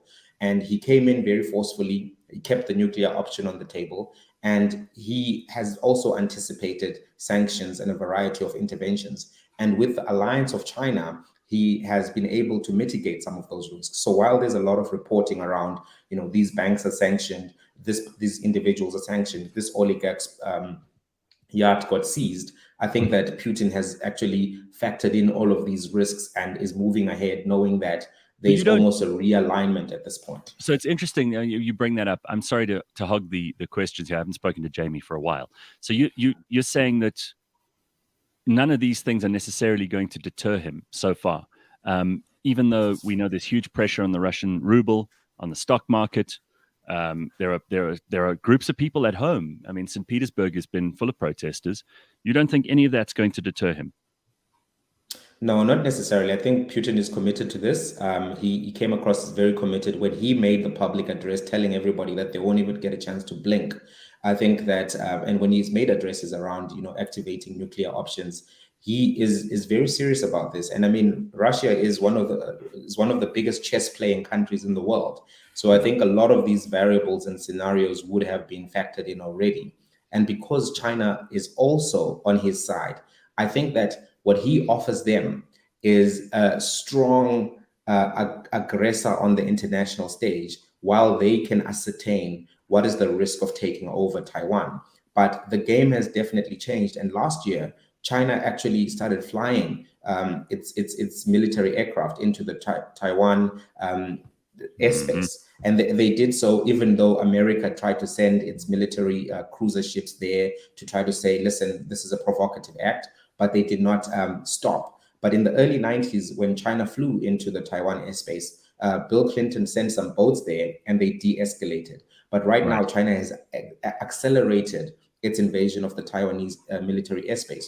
All of this indicates that right now, you have China, which has its eyes on Taiwan. You have Russia, which has its eyes on several territories, which it views as being part of the Russian nation state legitimately, even though there's a debate about that. But right now, even if you were to say to Putin, we're going to take these steps, but also critically, the banks that are involved in the gas economy have not been sanctioned. They are not out of SWIFT.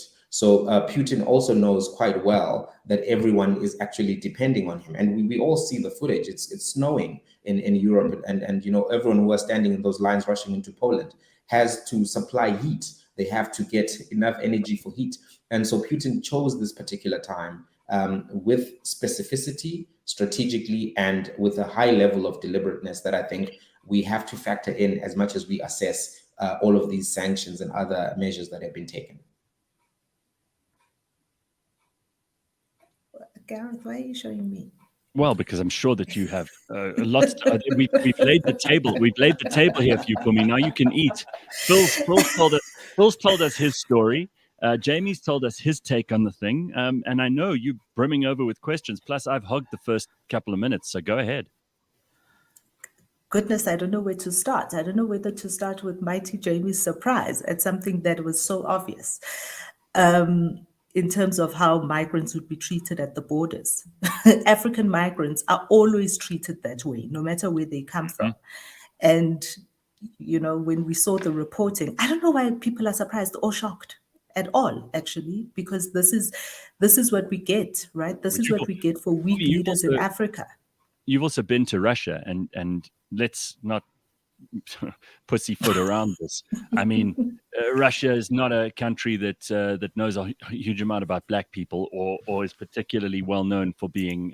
They don't even see them. They don't see black people. Right. I told you the story when I came back from Russia, but I mean, I think it's silly to be surprised that people would be treated that way. I think it's silly to be surprised that the feedback that we would get from all sorts of media, left and right media, is, oh my goodness, all realized country in Europe. This is the kind of thing that happens in like backward places like Africa. And I'm like, what the hell? That's absolute rubbish. And I mean, I think it's a perfect place of convergence with what I wanted to ask Phil earlier, just in terms of when you did your research. And I love the fact that when you started your article, you were honest about the fact that you didn't even know where these territories are or what they were about, and you needed to do research. So I'm interested to know how far back your research went. You know, when did you start? Because, you know, I've spent the better part of the past 10 days doing a lot of reading, not just about that region, but just about conflicts in Europe. So I'm interested to know where you started, because I think that you have a very narrow view of what that war is about or why it's happening. Well, in all honesty, I think the article is less about the war, and the article is about self-determination and imperialism. So effectively, we're using the Ukraine, the current situation, which at face value is over exactly these issues, to discuss the concept of self-determination. So, it's, in terms of research, then yes, we've spoken to historians, and I've got a good overview of the situation. But I don't claim to be an expert on Eastern European history. I understand the basics. Our issue is around the right to self-determination, which is a recognized human. But let me ask a question then, Phil, because to me it's all about zooming in or zooming out. You don't have to know a lot about the Ukraine and Russia to know that self-determination is an issue for people if you zoom in enough. For example, here you're saying that the people of Donetsk and Luhansk, for example, are looking for self-determination from the Ukraine. But the Ukraine is looking for self-determination from Russia if you zoom out further. So it's not clear who the bad guys are and who the good guys are, if you don't mind me pointing that out. No, sure. Well, look, and I think that was the crux of the article, that actually at some point you have to go to principle. And I think from our position here, we're saying, look, self-determination isn't a nice to have. Self-determination is a founding provision of the United Nations. It's guaranteed in the Covenant of Civil and Political Rights. It's in the Constitution of the African Union. It's in the Constitution of South Africa. And self-determination is something that is critical. It's critical to avoid conflict.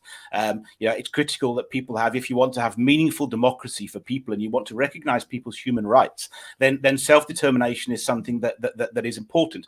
And yes, just as with all, like with the right to freedom of speech, for argument's sake, that there are going to be conflicts within that right, and there's going to have to be common sense. And I think if we look at Ukraine, then Ukraine itself absolutely has the right to self-determination as a sovereign state, and so do people and communities within the Ukraine, and actually those rights have to find a way of coexisting.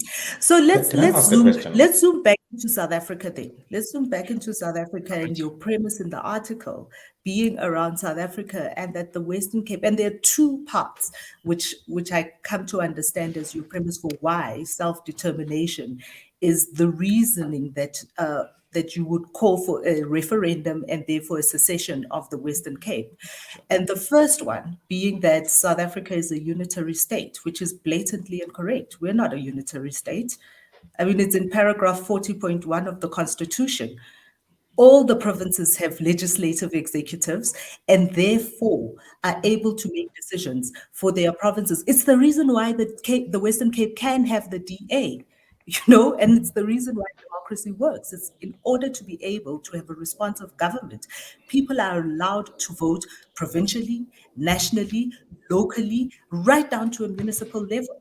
And all of those areas have got an interdependence, yes, but also they have their own legislative executive that allows them to make decisions.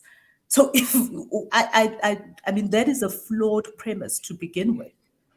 Well, no, I disagree with you that South Africa is what do you disagree with? That the Constitution says we have a provincial legislative executive. Is that what you disagree with? No, I don't disagree. South Africa is what's called a quasi-federal state. It has the appearance of by federalism. whom? But well, in terms of the definition, if you look at the definition of a quasi-federal state, because whilst we have got provincial legislatures, they have very, very limited powers. So the people of the Western Cape. So let's take the Western Cape first of all and say the majority of Western Cape voters.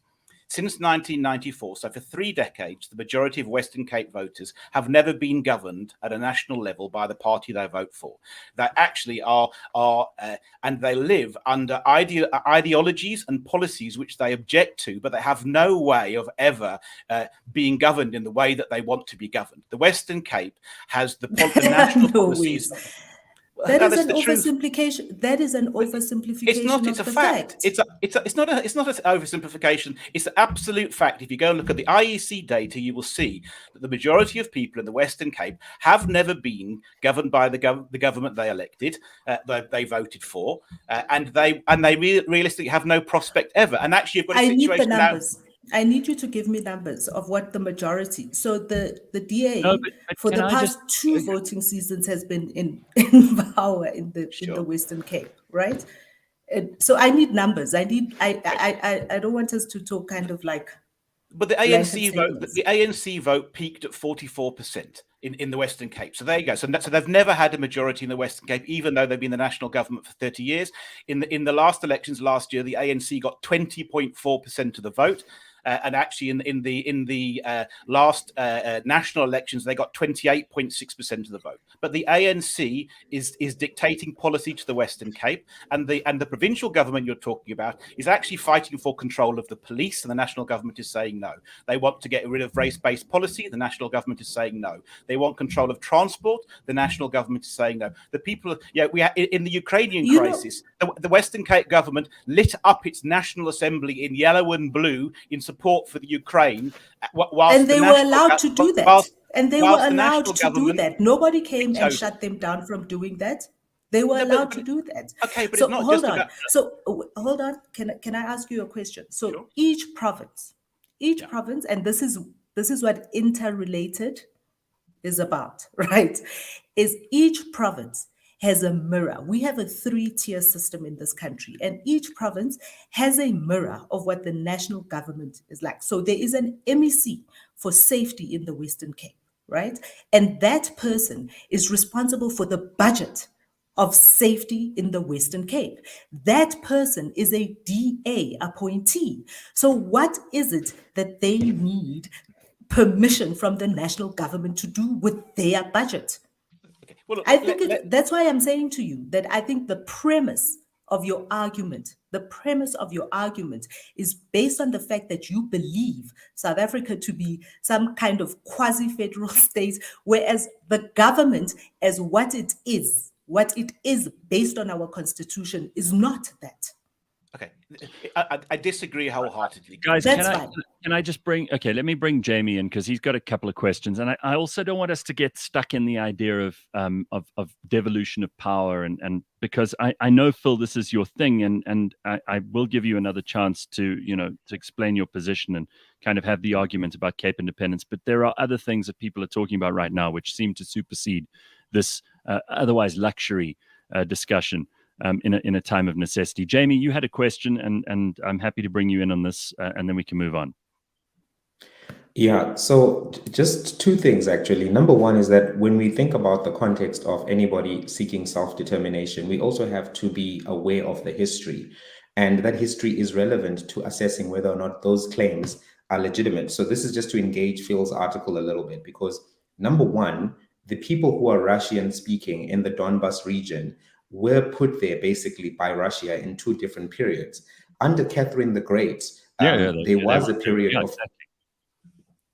of exclusion of Ukrainian ethnic Ukrainians and the inclusion of Russians into that territory for the purposes of pushing ahead the Russian colonial agenda. And then secondly, there was a genocide which occurred called the Holodomor, if I'm pronouncing it correctly, where millions of ethnic Ukrainians were basically died, and that population of Russians came into the territory. So the Donbas region actually has a troubling history in that the people who are there now wanting to separate and rejoin Russia are actually there as a result of a very, very, I think, illegitimate set of actions. One, a genocide, and two, forced expulsion under Catherine the Great in the 19th century. So that begs the question that if they seek to have, an independent state from the state of Ukraine, are those claims necessarily legitimate? Is the historic claim that Ukraine has on that territory extinguished by the actions which were taken by Catherine the Great and Stalin and several other Russian emperors over the course of history? But going to the second level, I'm just curious, and this is the question that I wanted to ask. I've heard a lot about, racialist policies coming from a national level, which the Western Cape doesn't necessarily want to implement. I'm curious what those are, and I'm curious what specifically about policing does the Western Cape government want to do that is different, because the issues of policing are interrelated. Number one, we all know that there's a lot of gang violence in the Western Cape. Western Cape is one of the murder capitals of South Africa, actually, in the Cape Flats and in several townships. So what do they want to do that is different? And number two is they are socio-economic drivers of crime. When you have low levels of education, when you have low levels of welfare support, things which the Democratic Alliance can do now. When you look at the matric results, the Democratic Alliance led Western Cape doesn't actually do much better than the ANC-led provinces in terms of education. In fact, the Gauteng results had more bachelor's passes over the last 5 or 6 years than the Western Cape. So I'm curious around the socio-economic stuff. What are they going to do differently when they're independent? I don't want us to get lost in the reads here, so I'm going to. I know. It's just. Yeah. And I understand also that this stuff does need context. And just before you answer, Phil, because there's quite a lot that Jamie's asked you here. With self-determination, like I said, it's a question of zooming in or out, depending on what you want to look at as independence. Because what if a municipality in the Western Cape decides it wants to declare itself a sovereign state? How seriously must we take that? And then the same goes for history. If we're starting to look at Catherine the Great, and we do need to have context for these things, that's 1780. Again, people zoom in or out of history, just like they zoom in or out of geography, in order to strengthen their narrative. This happens in every argument, and that's why these things are not necessarily intelligent discussions. If all we're doing is cherry picking, you might be for the Cape independence movement, Jamie might be for an argument against whether or not Luhansk and Donetsk are really Russian-speaking areas. You know what I mean? It's all kind of academic when you start doing this stuff. So the only thing that's permanent in politics is interests. That's the only thing. Yes, friends correct. and enemies change. Correct. So it's really about looking at the self-interest of the people and what they are propagating. So go ahead. But the holistic history is relevant. We can't forget that holistic history, because absolutely. It informs no. whether or not as an individual you should. I'm not criticizing Phil or you, Jamie. I'm just saying that these things zoom in or out and the whole story changes very often. So go ahead, Phil. You need a chance to answer these questions. Go ahead. Sure, there's a few there. So look, first of all, I agree wholeheartedly with Gareth, and I think if we look at that article that I've shared, we are arguing for the principle to apply and to not be applied selectively. That's actually the thrust of the argument, that you can't pick and choose when you apply the principle depending on whether it's politically expedient or not. And we're arguing that the right to self-determination is an absolute right, and actually it doesn't really matter whether it's your team or the other team. You actually have to apply that principle fairly and equitably. So I agree with that, and I'm glad you picked up on the historical context. Of course, historical context is important, but it can't possibly be more important than using the popular experience of lived experience of the people who are in that region now. They are the people who are alive today. They are the people who have got a right to self-determination. They have a right to democracy, and actually that isn't negated by something that happened that was done. And in a South African context, this is absolutely critical. Something that was done by their forefathers centuries before cannot negate the right of people who are living here and now in whatever territory it is, which includes South Africa. In terms of what the DA want to do with the police, so let's bring that back to the specific points. That is kind of up to the DA. The argument here is that the DA is the duly elected government of the Western Cape. There clearly is an issue with policing in South Africa, and it's fine to just say there's a national competency, but the South African police service is in disarray. I don't think anybody can argue that. We can look at how many people are being fired, how appalling the level of service on a if we have global comparisons is. So something dramatically has to be done, and the Western Cape is the murder capital of South Africa. It's not one of it, it's the worst. And you've got a situation where the Western Cape government saying is, look, we understand what goes on the Western Cape. We want to have control and deal with these specific issues. We don't agree with the way it's been policed at a national level, and the national police are incompetent. We've been elected in the provincial elections on a mandate of having more control over the police, of having oversight, or more than oversight, having control of the police in the Western Cape. We want the power of policing devolved from national government to provincial government, and they have been democratically elected on that ticket. So therefore, they must themselves say what they want to do with that power. But actually, clearly, they believe that they can. Hang on a second. Clearly, they believe that they can improve policing. Now, actually, what you've got, and in the meantime, they've gone and set up this LEAP officers have actually gone and recruited their own police force, which is and they've had great success with that. And we've had a debate of that in the National Council of Provinces, and the Western Cape government is asking for the budget to be devolved so they can police at a provincial level. I have to just close this discussion. I know you've got a ton more to say, Phil, but I think we're all agreed that policing is probably more of a local issue than it is a national issue. So even just on the basis that if any of us were running the government, we'd probably want police to be decided within neighborhoods, within communities, within municipalities, long before. Which is why we have provincial police commissioners who are accountable to the premier, which is why we have metropolitan police in cities who are accountable to the mayor. But at the risk of sounding really insensitive, I don't believe that the reason I've gathered all of us here this morning is to just talk about policing in the Western Cape. So let's look at the Supra situation for a moment. Let's just kind of go zoom out, as I said earlier. South Africa didn't vote at the UN in this move against Russia. What do you all feel about that? Do you feel that, that's what we expected from South Africa? Is it clear that Russia is the bad guy here and that we should have voted with the other countries? There's an interesting point made by Kanthan Pillay, who's often on the show with us, about... I just saw that. Did you see it, Phumi? The populations of the world. He reckons if it was a show of hands in terms of the population of the world, 43% would have voted against Russia, because most of those countries that voted in abstention or against are actually didn't show up were the most populous countries. So there are lots of things to discuss here. Jamie, do you see a clear good, bad situation? Do you think South Africa acted appropriately? Well, I think that this vote exposed the tension that was already below the surface, because if you recall, the Department of International Relations came out very strongly saying that, listen, the sovereignty and territorial borders should be respected. And then Sunday Times started reporting that Cyril wasn't very happy with that.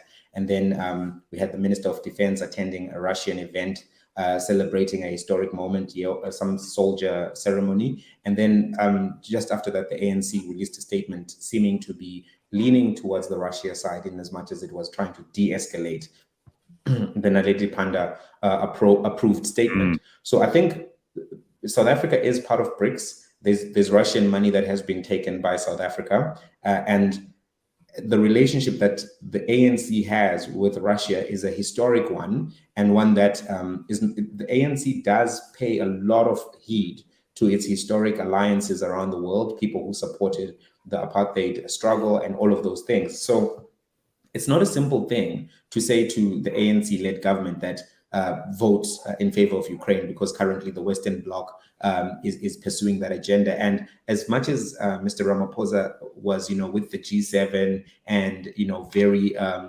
cordial and affectionate with them in the pictures last year, there's still a lot of historic attachment to places like Russia. Strategic attachment. Being a member of BRICS is not a trivial thing. So that vote, I think, was very inevitable, and it actually shows that the geopolitical considerations in terms of which is the hegemonic state and what is the power balance on the global stage is very much in flux. And countries like South Africa being able to resist the pressure from the West actually just does show that China and Russia have created a rift in the geopolitical balance of forces. So as much as you had these 140 something countries, taking the line, the abstentions were very significant, and the no's also was significant, of course. So I think we are in a moment now where the West will have to go back to the drawing board and really think about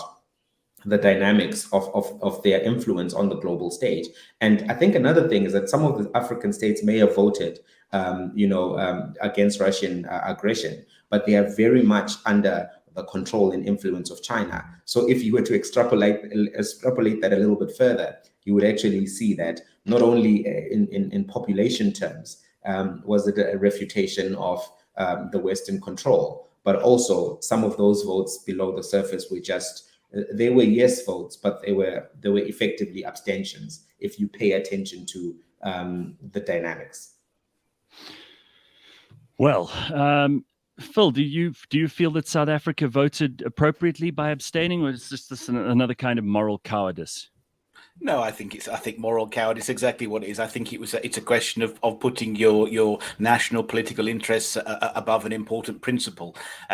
So no, I'm disappointed, but not entirely surprised. I think South Africa, on the principle that one country has invaded another, should have stood against that. Look, I accept there are issues. I don't think any issue is entirely black and white or right or wrong. And I think there's far more nuances than just good guy, bad guy. But clearly, in a situation where one country has invaded another and attacked its territorial sovereignty, that should have been condemned. Pums, what do you think? Because you and I were having a conversation about this in the first hour of the show, and it seems to me like South Africa's stuck. Yeah, I think South Africa's stuck between the West and the East, right? And it's kind of like they are not sure where their best interest lies. So it's easier to just kind of be in the middle and say, I'm not going to say anything on this one, because South Africa historically has had Russian support, has had a lot of support from the East, and today it has a lot of support from China and part of BRIC. So they don't know if they must all out say, we're for Russia, Russia is right in what they're doing. Because when the Eastern Bloc fell, in 1990, they made a decision to jump to the West, and that's why they were able to enter into negotiations, and that's what ushered in the new South Africa that we live in now. So and now the West is looking a little bit weak. They have friends in the East, even though they want to be with the West. That's why Cyril Ramaphosa showed up at G7 and looked so chummy with everybody. But this pull on both sides keeps them unable to make a decision. And unfortunately, I think that even the whole world is stuck in this vicious circle of East and West and where the power lies at any one time. But power is being disintermediated now. The power has moved. It's no longer East and West, guys. And I think that Well, technology has changed all that. We could maybe do a better job of not looking like we're making it up as we go every step of the way, and just like, falling over our own feet, which is what the Department of International Relations and then later the presidency had to rectify, because we can't seem to be able to speak clearly, even if it's within government. Forget about without. There may be many people in this country who are pro-Ukraine, pro-Russia, who knows? And there may be all kinds of reasons that we should be one or the other. But the fact that our government cannot speak with one voice about this just shows you how completely ineffective the channels of communication in both the Department of International Relations and the presidency seem to be, and how they seem to be working in different directions so much of the time. It's embarrassing to see this. And I don't know how many countries in the world take us seriously when we have something to say about Russia or the Ukraine, because as we discussed at the beginning of the show, Pums, we had a lot of moral capital once with Thabo Mbeki and Nelson Mandela. We had a lot of international sway, and we were regarded as a country that could speak with authority, if not authority, certainly with morality and with a set of principles that the rest of the countries in the world probably were a little bit envious of it at a certain point. That's not there anymore, and we seem to have squandered a lot of that. What do you guys? Have a president who can't call his cabinet to order. Absolutely. I mean, he is the president, for crying out loud. He needs to set the tone for what our international policy is, where are we going as a country? And he's unable to even just pick up the phone and say to Naledi Pandor, "Hey, girl, you're out of line on this one." Right. The hell? Instead, we hear it through the newspapers. We see it reported in the papers. This is something we've spoken about with Cyril a million times. He doesn't take the initiative. He tries to get everyone around the table and reconcile everybody. It's his background. So, guys, let's talk about the state capture report, which Phumi is the only person who's going to set aside a weekend to read. But Jamie, Phil, are you guys excited about the state capture report at all? Is there anything in there that you're looking for particularly? And what do you think will happen after this? Because it's part 3 of 3. Jamie, you go ahead first. So I think the first thing is that I think the state capture report is not going to see a lot of implementation because of the number of people who are implicated. And the further you go down the rabbit hole, the more you see the immoral, unethical relationships between companies, between politicians, between the state, and all of these deals that were made. So I think that it's going to be useful more in 2 respects. One, thinking about structural reform. I don't think you'll get a lot of that structural reform whilst the ruling party is the ANC, simply because they benefit from the status quo. And number 2, I think it's going to benefit opposition parties, because they are the ones who will be able to go into these 4 volumes, if it's going to even be 4, and point out the nexus of relationships between, like, for instance, consulting companies, accounting companies, all of these different high net worth individuals who are playing the lobbying game or the political largesse game for benefication of their own businesses and themselves. So I think that you will see all of the opposition parties will be able to extract different points to point out. But I think as an exercise in accountability and an exercise in getting some kind of retribution, if you will, we're not going to get that necessarily, simply because even now the ANC is speaking about how they're going to try to deal with this with the Integrity Commission, as opposed to through the prosecutorial arm. Of course, there's a lot of rhetoric about how the state prosecution will follow through on this, but we know that all of the stuff that is in the Zondo report is not necessarily admissible in a court of law. You have to almost build up your evidence file from scratch, and that's going to be part of the problem. So I think as an exercise, a lot of people are going to feel that the $1+ billion that was spent was not necessarily well spent, because you do implicate Zuma, but he's on the outside of the political space. He's basically now, in retirement, and all of the people who are active players. He's on medical parole. He's on medical parole, but also he's like, I don't think he's going to be a major player in politics for the next 10, 15 years. But all of the young people who are major players currently on the chessboard or on the soccer pitch or on the rugby pitch, if you will, those people are not going to be facing any prosecutorial outcomes as a result of them admitting that they took loans from certain entities, that they took money from Bosasa or whatever the case may be. So if everyone who's on the board can still play the game unfettered, I think that you have to question whether or not it was worth the bang for buck. But I do think that opposition leaders will be able to build a case around how the ANC holistically has been implicated, how cadre deployment is a problematic policy. Whether or not they've already proven that case and this doesn't necessarily help them is a different debate. But I think it maybe gives more ammunition to say, we already told you that these things don't work. Phil, what do you think? Are you excited about this third part of the state capture report? Did you even bother with the first two? And what do you think we will learn out of this? I mean, a lot of the stuff we've seen in action as we've actually watched the stuff unfold in front of Judge Zondo. But do you agree with Jamie? There won't be any real action from this? Sadly, I do. I think what we've got here is, I think the state capture report is an absolute damning indictment on the ANC and the government of South Africa, which has been the ANC since 1994. And I think what this report has done is it's kind of put some flesh on the bones and exposed the truth. But it's a truth that we've all known. Every one of us understands that the ANC is corrupt to its very core, and actually our system is, as a function of that, is broken. But what's happened is whilst state capture is going on, then people have still had to decide which side of the fence do they fall on. And actually, some people, doesn't really matter what evidence they're going to be presented with, are going to end up still backing the ANC. And we saw even at the end of the State Capture Commission in the local government elections that the ANC may have got a bit of a bloody nose in certain places, but it was still by far the largest party with more than double the votes of its nearest rival. And that is not just a damning indictment on the ANC government, it's a damning indictment on the South African electorate. And I don't think anything is going to change. We're not going to see mass prosecutions. We're just going to see business as usual. We are starting to see a restructuring of South African politics, and that's a different discussion. And this will probably accelerate that. But we aren't going to see people in orange jumpsuits. We aren't going to see the ANC fundamentally change course.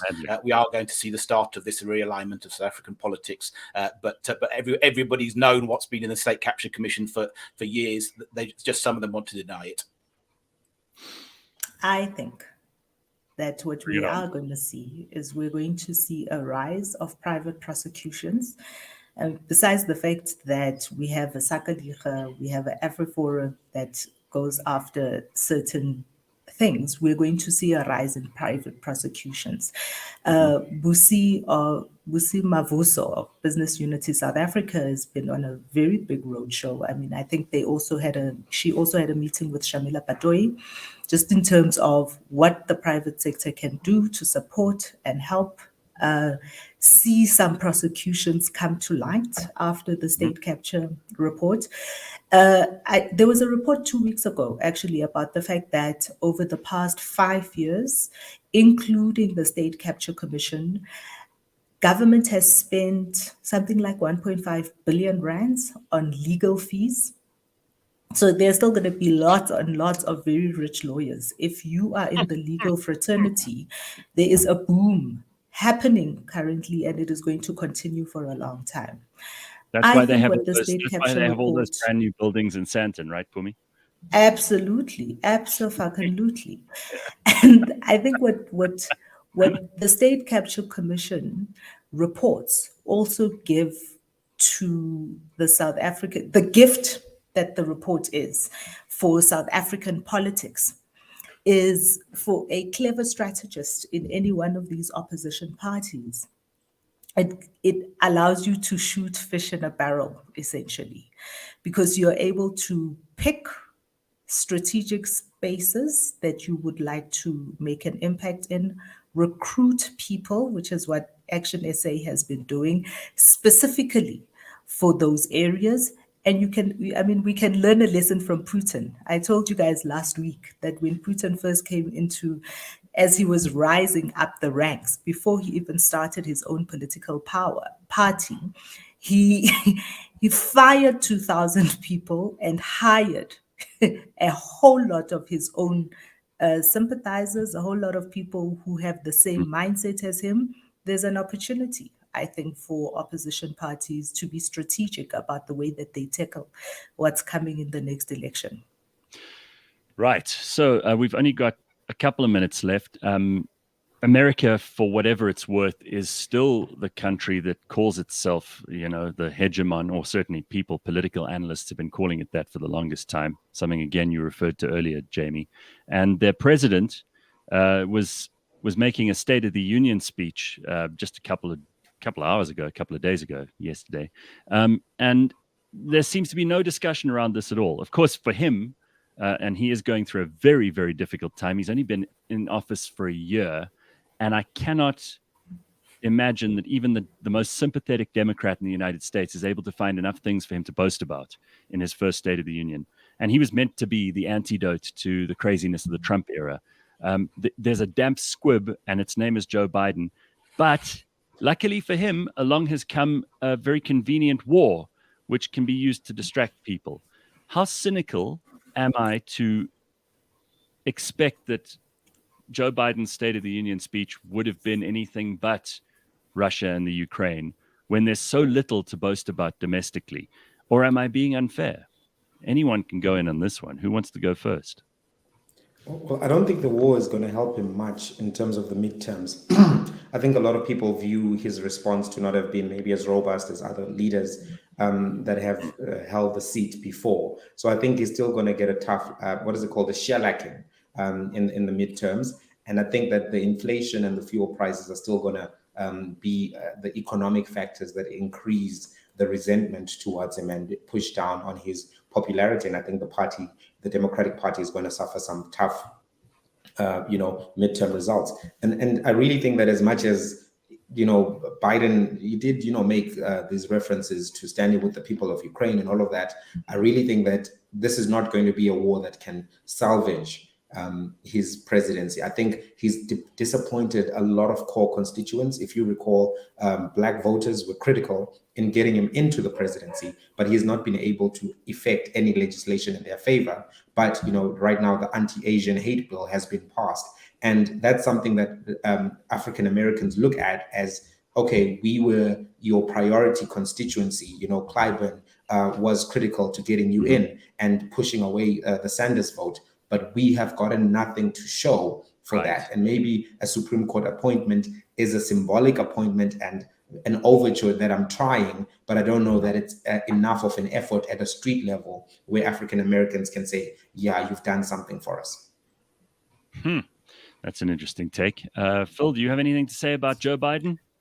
No, look, I'm not a big follower of American politics, if I'm honest, but I perceive Joe Biden as the anybody but Trump candidate, and he was always going to be holding the seat warm for whoever comes next. But I mean, he clearly is not a strong president, and I don't think he's got a bright future ahead of him. Let's put it that way. I don't think he even knows where he is most of the time. Phumi, anything from you on this? I don't underestimate. He did call the people of Ukraine the people of Iran. Unironic. No, don't underestimate what damage that Afghan war has done to the psyche of Americans about wars in general. Right? So I think the American people currently have no appetite for any war. And unfortunately, a big war is what their economy and most of Europe's economy needs. They need a war because that war machine is such a big money spinner on many fronts, and has a long tail in terms of the people that it benefits. But they don't have an appetite for it. And I think, unfortunately, for Sleepy Joe, this is this is not gonna bode well for him. Not in the midterm. You mentioned the long tail, but that tail sometimes wags the dog, and that was a brilliant movie that I think opened a lot of people's eyes to just how cynical that whole industrial military complex in America is, and how politicians use it to their advantage. Absolutely. And I mean, if we look at what's happened since in the past 24 hours. 24, maybe 72 hours. There is, even before the vote, the UN has made a decision to send troops and weapons into the Ukraine. Yep. Britain is sending military and arms. Obviously, they're sending the arms not as a gift or donation. They're sending those arms at a cost and they've agreed to loans.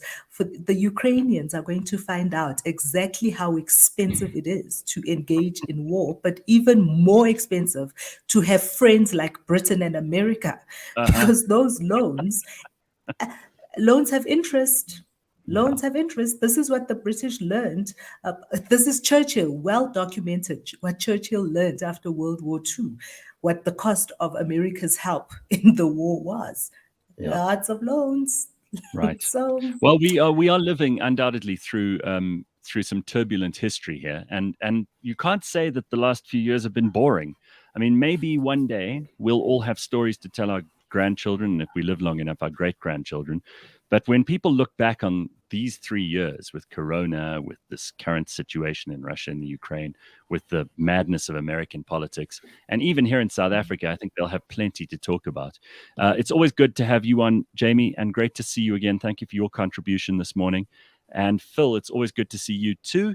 I will give you the opportunity to talk more about Cape Independence, because I think there are probably a lot of people who want to hear more about that. And in the meantime, thanks for your bit today. Pums, we'll see you next week. Cheers, everybody. Thank you. Bye-bye. Cheers, Gareth. Bye. Cheers. Bye.